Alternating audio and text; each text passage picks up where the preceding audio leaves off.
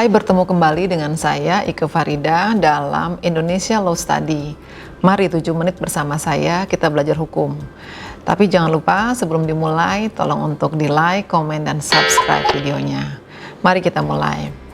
Untuk episode kali ini saya ingin membahas mengenai reksadana. Reksadana adalah bagian dari investasi tidak langsung, di mana reksadana juga dinaungi oleh Undang-Undang Nomor 25 Tahun 2007 tentang penanaman modal dan Undang-Undang Nomor 8 Tahun 1995 tentang pasar modal, ya, dan peraturan di bawah lainnya dari OJK misalnya dan seterusnya.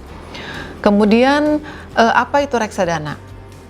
Nah, reksadana itu adalah wadah untuk menghimpun dana dari masyarakat atau dari pemodal untuk diinvestasikan dalam portofolio efek oleh manajer investasi. Jadi manajer investasi lah di situ yang kemudian nantinya akan mengelola dana tersebut. Dana itu maksudnya apa ya? Wadah itu apa?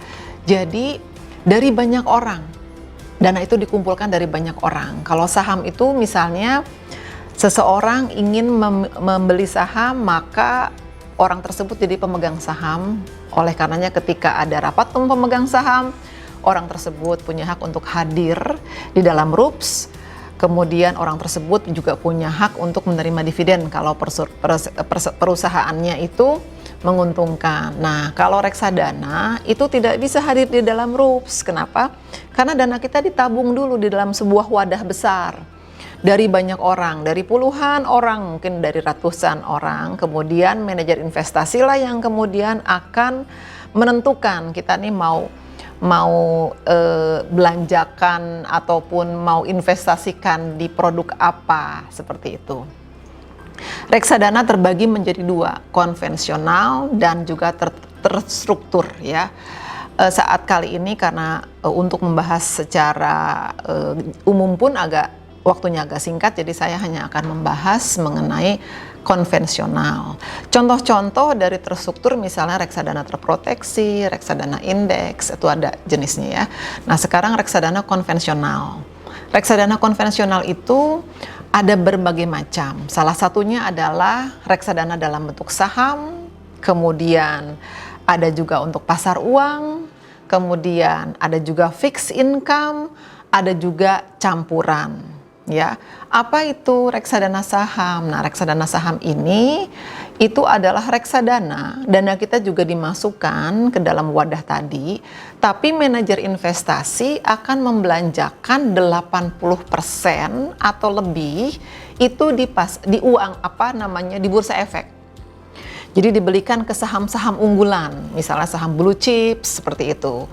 Nah, kalau reksadana untuk pasar uang, dia manajer investasinya membelanjakannya untuk misalnya deposito, sertifikat deposito, bisa juga surat berharga, seperti itu, sertifikat dari BI dan seterusnya. Jenis yang ketiga itu adalah fixed income, reksadana fixed income. Jadi ini kebanyakan 1-3 tahunan, ya, rata-rata kebanyakan. Ini dibelanjakan kebanyakan itu di dalam bentuk bonds atau obligasi, prosentasi terbesarnya, karena income-nya lebih fix, lebih aman, tapi income-nya lebih kecil jika dibandingkan dengan reksadana saham yang income-nya lebih besar tapi juga resikonya lebih besar. Nah, yang terakhir adalah reksadana campuran, biasanya antara 3-5 tahun, macam-macam, ya, usianya.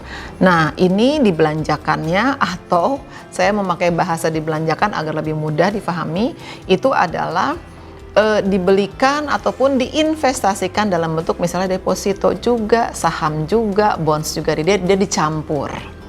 Saya ingin sampaikan bahwa reksadana ini salah satu produk investasi yang cukup aman jika dibandingkan dengan saham. Bagi mereka yang belum punya pengalaman untuk bermain saham atau membeli saham, ada baiknya belajar dari reksadana. Karena kalau dilihat misalnya kita berinvestasi di deposito bunganya atau earningnya lebih rendah, jauh lebih rendah dibanding reksadana.